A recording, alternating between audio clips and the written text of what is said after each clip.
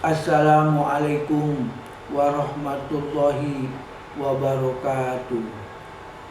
Alhamdulillah, alhamdulillahirabbil alamin. Wa bihi nasta'inu ala umuri dunya waddin. Wassalatu wassalamu ala Muhammadin wa ala alihi wa sahbihi ajma'in. Rabbi shrah li sadri wa yassir li amri wahlul 'uqdatam min lisani yafqahu qawli. Amma ba'du. Faqala Allah Ta'ala fil Qur'anil Karim. A'udzu billahi minasyaitonir rajim. Wa man yaqtul mu'minan muta'ammidan fajazauhu jahannam khalidan fiha wa ghadiballahu alaihi wa la'anahu wa addalahu azaban aziman. Shadaqallahul azim. Ibu-ibu, bapak-bapak, dan saudaraku sekalian yang dirahmati oleh Allah Subhanahu wa Ta'ala, segala puji hanya milik Allah. Selawat dan salam selalu tercurahkan atas urusan Allah, keluarga, sahabat, dan yang mencintainya. Topik tadabbur Al-Quran kita kali ini ialah membunuh orang muslim. Saudaraku sekalian yang dirahmati oleh Allah Subhanahu wa Ta'ala, Al-Quran Karim Tarjamah Tafsiriyah yang ditulis oleh Al-Ustaz Dr. Muhammad Thalib sebagai berikut. Wa man yaqtul mu'minan muta'ammidan fajazauhu jahannam khalidina fiha. Siapa saja yang dengan sengaja membunuh seorang mukmin, maka hukumannya adalah neraka jahanam. Pembunuh itu kekal di dalam neraka. Wa ghadiballahu alaihi wa la'anahu. Allah murka kepadanya dan melaknatnya. Wa addalahu azaban aziman. Allah menyediakan azab yang sangat berat bagi pembunuh itu. Al-Quran Surah An-Nisa surah nomor 4 ayat 93. Dalam tafsir Ibnu Katsir, untuk itu Allah Subhanahu wa Ta'ala berfirman, "Wa may yaqtul mu'minan muta'ammidan." Dan barang siapa yang membunuh seorang mukmin dengan sengaja. An-Nisa 23. Ayat ini mengandung makna ancaman yang keras dan peringatan yang tidak mengenal ampun terhadap orang yang melakukan dosa besar ini, yang disebut oleh Allah bergandengan dengan perbuatan syirik dalam banyak ayat dari kitabullah. Di dalam surah Al-Furqan, Allah Subhanahu wa Ta'ala berfirman, "Wallazina la yad'una ma'allahi ilahan akhar wa la taqtuluna nafsa allati haramallahu illa bil haqq." Dan orang-orang yang tidak menyembah Tuhan yang lain beserta Allah dan tidak membunuh jiwa yang diharamkan Allah atau membunuhnya kecuali dengan alasan yang benar. Surah Al-Furqan ayat 68. Ayat-ayat yang mengharamkan pembunuhan banyak sekali, antara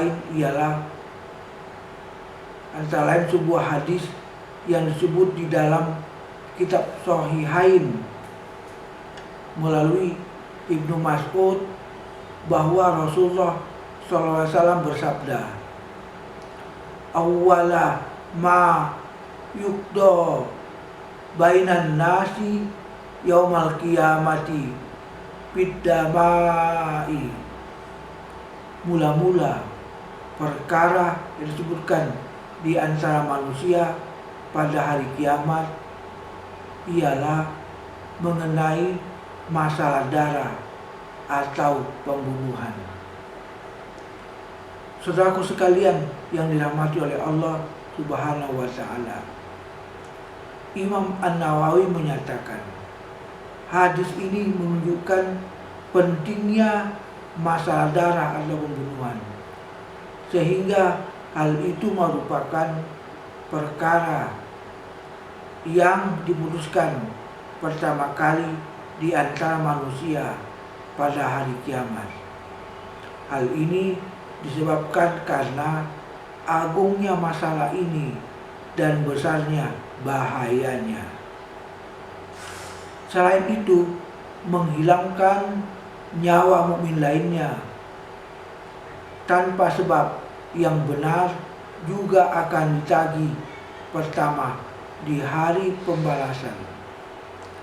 Saat kiamat nanti, amal pertama yang akan dihisab dalam urusan hubungan hamba kepada Allah adalah sholat. Sementara amal yang akan dihisab pertama kali dalam urusan antar manusia adalah bab hutang nyawa. Dari Abdullah bin Mas'ud radhiyallahu anhu, Rasulullah SAW bersabda,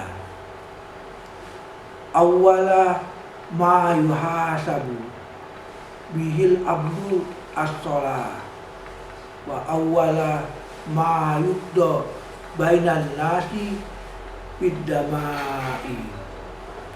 Perkara yang pertama kali dihisab adalah sholat, sedangkan yang diputuskan pertama kali di antara manusia adalah yang berkaitan dengan darah atau pembunuhan. Hadis riwayat An-Nasa'i. Selain itu, alasan diharamkannya membunuh satu muslim lainnya tanpa alasan yang dibenarkan, dosanya sama seperti membunuh seluruh manusia di muka bumi. Allah Ta'ala berfirman dalam Quran surah Al-Ma'idah surah nomor 5 ayat nomor 32, "Annahu man qatala nafsan bighairi nafsin aw fasadi fil ardh." Siapa saja yang membunuh seseorang bukan karena orang itu membunuh orang lain, atau bukan karena orang itu berbuat dosa, permusuhan dan kezaliman di muka bumi, maka annama qatalan nasa jami'an, maka sama halnya dengan membunuh semua manusia.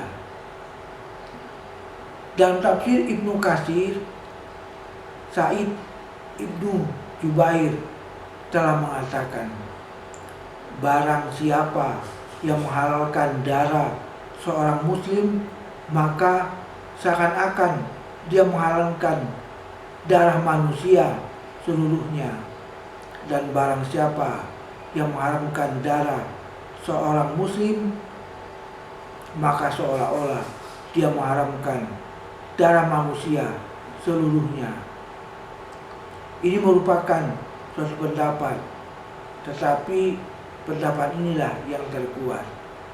Ikrimah dan Al-Aufi telah meriwayatkan dari Ibnu Abbas bahwa barang siapa yang membunuh seorang nabi atau seorang imam yang adil, maka seakan-akan dia telah membunuh manusia seluruhnya.